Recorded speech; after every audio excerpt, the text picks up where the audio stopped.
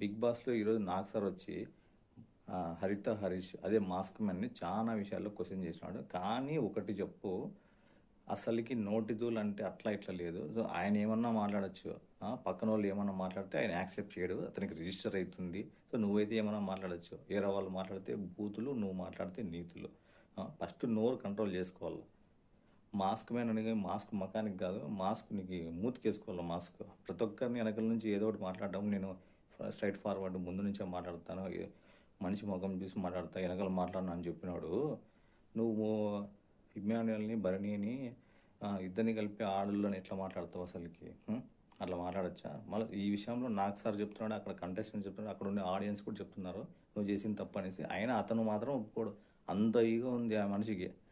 So తప్పుని తప్పు ఒప్పుకోసారి ఇంకోసారి నేను చేయను, నేను చేసేది ఏదో ఒక కోపంలోనో ఒక నోరు దారి మాట్లాడనని చెప్పు, అంతే కదా. ఆ చిన్న దాంతో పోయేదానికి నేను అస్సలు ఒప్పుకొని, అసలు అతనికి నేను తప్పు చేసినాను, నేను తప్పు మాట్లాడాను ఒక్క పాయింట్ కూడా అతనికి లేదు అసలుకి. సో ఇప్పటికీ అతను స్టాండ్ మీద ఉన్నాడు, నేను తప్పు చేయలేదు, మీరే నన్ను తప్పుగా అర్థం చేసుకున్నారు అని స్టాండ్ మీద ఉన్నాడు అతను. నాకు సార్ వచ్చి చెప్పినా కూడా ఇనే పొజిషన్లో లేడు, దేవుడు వచ్చి చెప్పినా కూడా ఇనే పొజిషన్లో లేడు ఆ మనిషి. ఆ మనిషి నేను చేసిందే తప్పు, నేను చేసిందే కరెక్టు అనే పొజిషన్లో ఆ మనిషి ఉన్నాడు అసలుకి. ఇట్లా మెంటాలిటీ ఉండే అతను నెక్స్ట్ ఎపిసోడ్స్లో ఇంకా ఏమేమైనా నోటిదూలతో ఏమేమి మాట్లాడతాడో అసలుకి.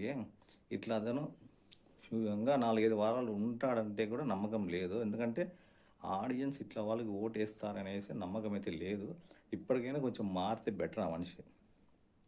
అసలుకి ఆయన మెంటాలిటీ ఎట్లుందంటే, అతను అంటున్నాడు ఇక్కడ నాకు ఎవరు ఫ్రెండ్స్ లేరు, నాకు ఫ్రెండ్షిప్ లేరు ఎవరు అంటున్నారు. ఎందుకంటే అందరు చేతులు ఎత్తినారు అర్థం చేసిన తప్పు అనేసి. అప్పుడు అతను అనుకున్నాడు ఇక్కడ నాకు ఫ్రెండ్స్ లేరంటే. అవును, ఇక్కడ ఫ్రెండ్స్ చేసుకోవాలి వచ్చినాక. నేను అందరితో కొట్లాడతానంటే ఇక్కడేం కొట్లాడేకేం నువ్వే బిగ్ బాస్కి రాలేదు కదా.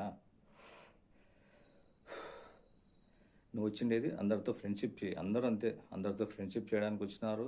ఫ్రెండ్షిప్ చేయండి, ఆడుకోండి, సో టాస్క్లు ఆడండి, కొట్లాడండి, తర్వాత అందరు కూర్చోండి, కలిసి ఎంజాయ్ చేయండి, ఫుడ్ తినండి, హ్యాపీగా ఉండండి. సో బిగ్ బాస్లో ఒక్కొక్కరు ఎమోషన్స్ అర్థం చేసుకోండి. ఇట్లాందుకే బిగ్ బాస్కి వచ్చిండేది. అంతే తప్ప నేను కొట్లాడతాను, నేను వాళ్ళతో ఎప్పుడు ఒక ఎనిమిలాగా చూస్తానంటే ఇట్లా మాస్క్ మ్యాన్ని మనం ఇంకా నెక్స్ట్ 2-3 వారాల్లో ఎలిమినేషన్ చేసే టైం దగ్గర పడింది అనుకోవాలంతే. సో చూద్దాం, ఇతను మళ్ళీ ఏమన్నా నెక్స్ట్ వీక్ ఎలిమినేషన్ అయిపోతాడా ఉంటాడా అనేది నాకు కూడా నమ్మకాలు లేవు.